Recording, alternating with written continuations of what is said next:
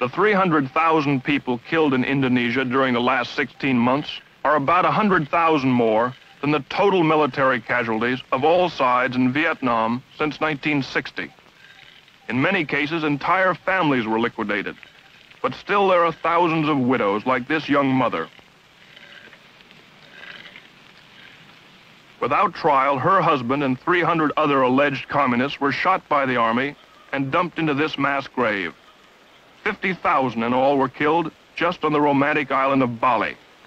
A young college professor named Rata, who helped remove the communists, explained how they went about it. Bali is such a beautiful island. The people are so attractive, climate so lovely. It's hard to believe that so many unpleasant things went on here in the last year.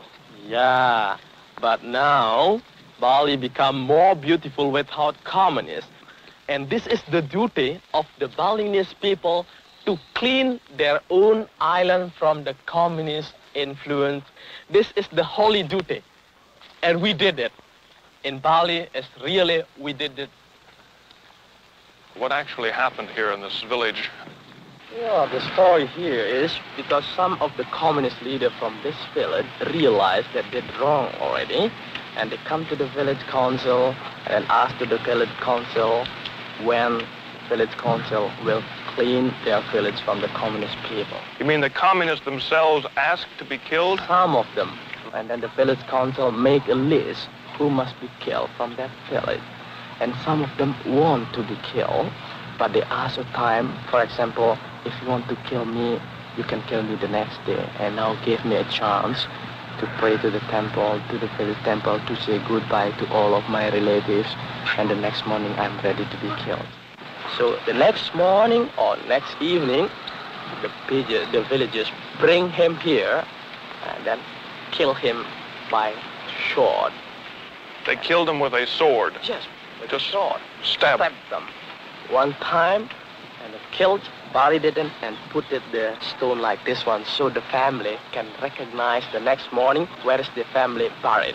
What did you do to erase or cleanse the communists or the communist sympathizers in your village from their ideas? Yeah, and later all the communists, for example, come to the village council and then they told that they will swear on oath they will not become a member or sympathizer of Communist Party anymore. Well, how did you hold them to their promise?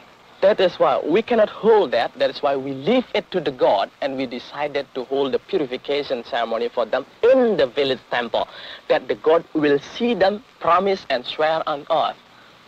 That is the best way. Because, for example, if they come back again to the Communist Party, we don't know, but the God will know it.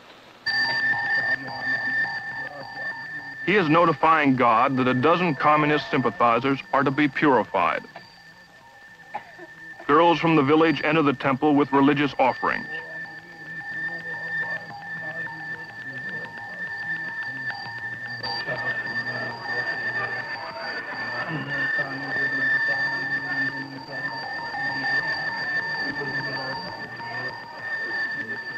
The entire village attends the ceremony. The Mangu Dalim, or temple priest, prays to the particular Hindu god in charge of political purification to forgive the surviving communists in the village and to accept their vow never to be one again. It's a bit more involved than putting your hand on the Bible and swearing to tell the truth, but the principle is the same. It's a kind of religious loyalty oath. Events in Indonesia might be a little easier to understand if the communists were killed just for their political beliefs and unscrupulous practices. However, their slaughter was largely a religious issue, a power struggle between communist atheism and fanatical Muslim, Hindus, and Christians.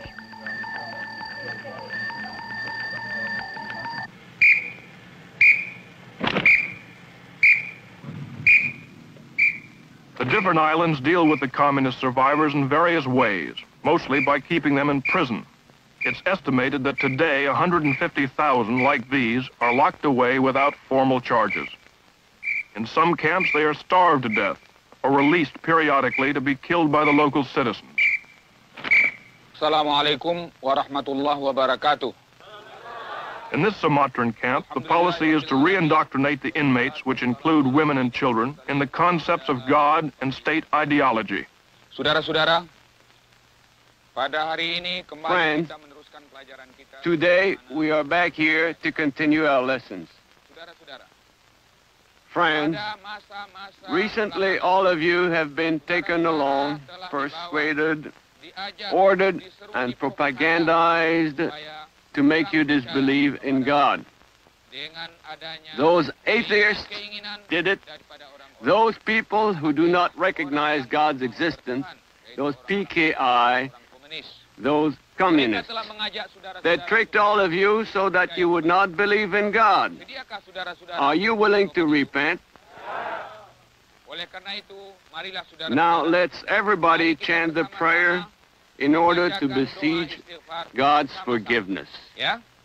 Astaghfirullahalazim.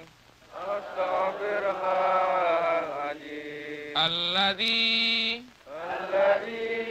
la ilaha illa huwa wa atubu ilaih. La ilaha illa huwa ar-Rahmanur Rahim.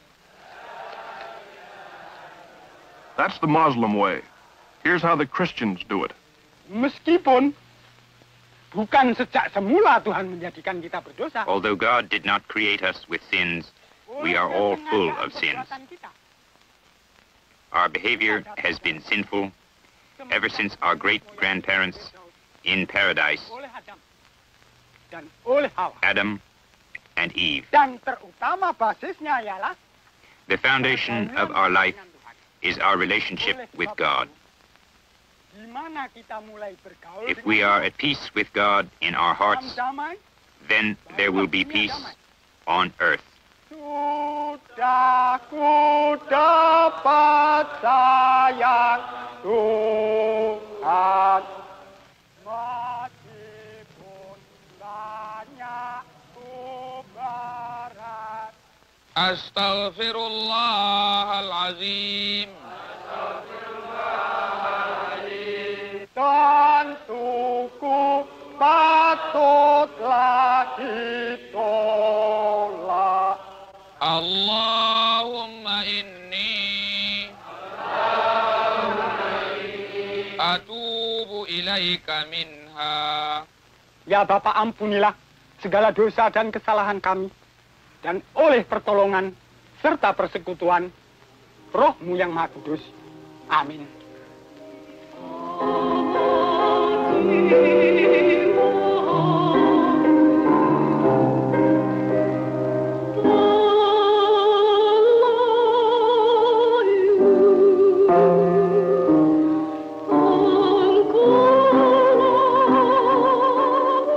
If turnabout is fair play, this concert is the example of all times. Until 6 months ago, most of the audience was in communist prisons or hiding from PKI goon squads. Not only was religion a point of contention, but so was intellectualism, culture, and free expression. It was banned by the PKI. Books were burnt, newspapers closed, painting, music, films not pro-communist were destroyed. Now the communists are in prison, the intellectuals are out, and they are the vanguard of the new order.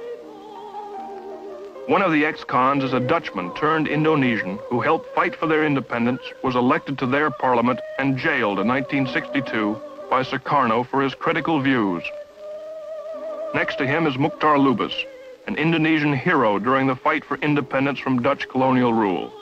He's a novelist and newspaperman who published searing exposés of corruption in the Sukarno government.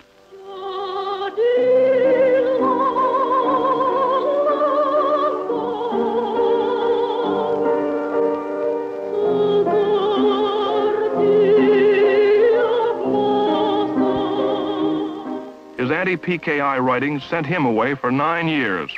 9 years of imprisonment without trial have only strengthened my determination to fight even harder for our cultural and intellectual freedom. He's fighting with his newspaper.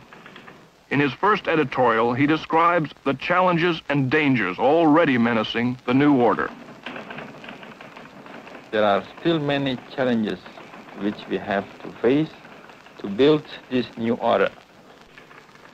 Challenges from the communists, who, though officially banned, are still working underground by exploiting the continuing deterioration of our economy.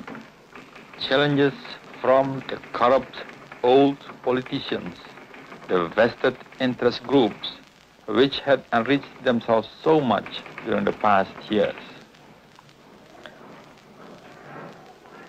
But the greatest danger of all is a possible split within the forces of the new order, between the students and some elements of our armed forces.